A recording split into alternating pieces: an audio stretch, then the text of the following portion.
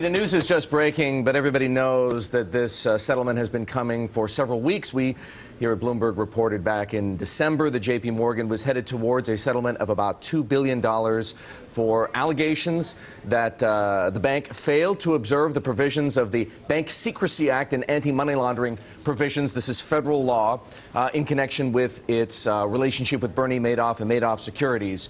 $1.7 billion is the final total, and according to the Southern District the U.S. Attorney's Office for the Southern District of New York, overseen by Preet Bharara, the U.S. Attorney, this money is going to go to Madoff victims. Now, that's something I hadn't seen before. $1.7 billion all going directly to victims. To them. Now, that's what I have just read, Betty, but I need to confirm that because that is a significant development. We knew that some of the money was going to go.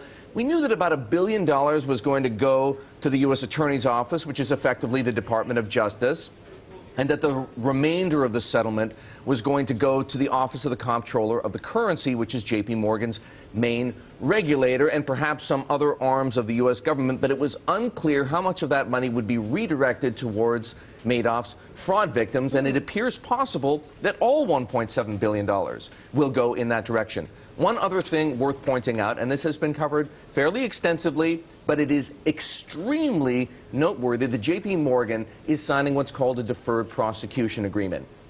And effectively what this amounts to, Betty, is that JPMorgan is admitting the allegations that the DOJ and the civil regulators have made. JPMorgan is saying, yes, we did this, yes, we committed a crime, but we're not going to be criminally charged as such. What's going to happen is we admit that we did this, we say that we're going to reform our practices, and that we will not commit such violations in the future. It means that they submit to a monitoring program whereby the regulators can come in and be absolutely certain that JPMorgan is living up to its promises, and if not, the regulators reserve the right to charge the bank criminally. So are these charges deferred then? So these charges are deferred? It's called a deferred prosecution agreement.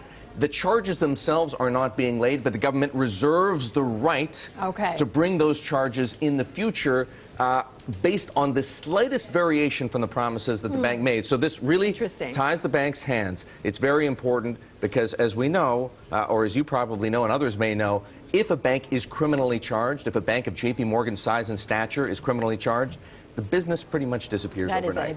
That is clearly would be a big hit.